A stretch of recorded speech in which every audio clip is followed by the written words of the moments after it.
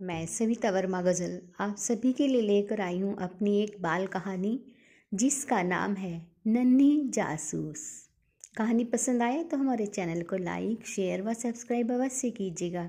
तो सुनिएगा कहानी। माँ, आज मैं स्कूल से आते हुए निम्मो से मिला हूँ उसके घर जाकर। मनु ने अपना स्कूल बैग कंधे पर टांगते हुए अपनी माँ से पूछा। हाँ बेटा, चले जाना और जल्दी ही घर आ जाना। निम्मो मनु के साथ ही गांव के एक प्राइमरी स्कूल में पढ़ती है, उसी की क्लास 3 में। कुछ दिन से निम्मो स्कूल नहीं आ रही थी। स्कूल में टीचर ने उसकी माँ को कई बार बुलाकर पूछा भी कि निम्मो स्कूल क्यों नहीं आ रही। हर बार ही उसकी माँ उसकी बीमारी का बहाना बताकर चली जाती थी। निम्मो के पिता एक ईंट के भट्टे पर काम के लिए जाया करते थे और वो कई कई महीनों बाद ही घर आते थे। एक दिन मनु निम्मो से मिलने उसके घर चली गई। वह वहाँ निम्मो को बर्तन मांजते हुए देखकर सोचने लगी, अरे निम्मो, ये तो ठीक है और बीमार भी नहीं। फिर उसकी माँ ने टीचर जी से झूठ क्यों बोला।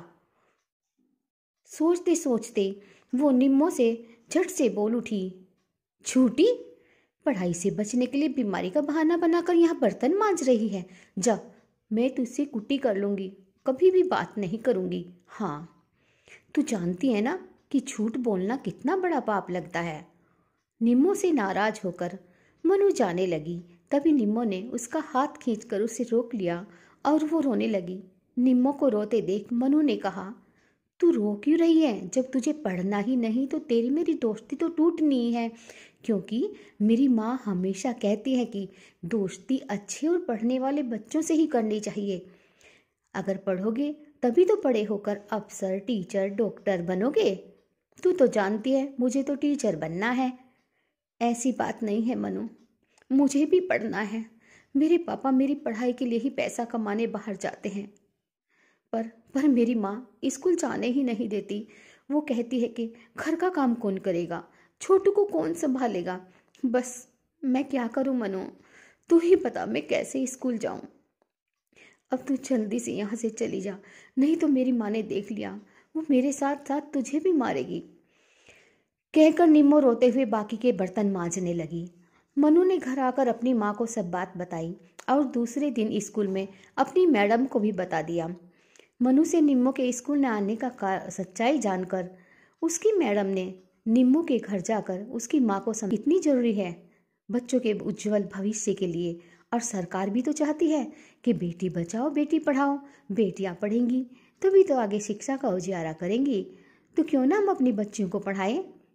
आज बाल दिवस के अवसर पर मनु निम्मो को स्कूल में देखकर बहुत खुश हुई और उसे इस बात का आश्चर्य भी हुआ कि निम्मो की माँ ही आज उसे स्कूल छोड़ने आई। और उसकी माँ ने मैडम के सामने हाथ जोड़कर कहा, हमें माफ़ कर दो मैडम जी, मैं अपनी निम्मो को स्कूल ना भेजकर बहुत बड़ा पाप कर रही थी। आज आपने तो मेरी आंखें ही खोल दी। बहुत बहुत धन्यवाद मैडम जी। निम्मो की मैडम ने मनु की तरफ इशारा करते हुए निम्मो की माँ से कहा, धन्यवाद ही करना है तो तुम्हें हमारी नन्ही जासूस यानी हमारी मनु का करना चाहिए, क्योंकि यदि ये निम्मो से मिलने उसके घर ना जाती, तुम्हारे घर ना जाती, तो हम तो इसे बीमारी समझते रहते और उसकी पढ़ाई भी छूट जाती। हमें तो गर्व है अपनी इस नन्ही जासूस पर। इसी के लिए आज बाल दिवस के शुभ अवसर पर हम मनु को सम्मानित करते हुए गौरवान्वित महसूस कर रहे हैं।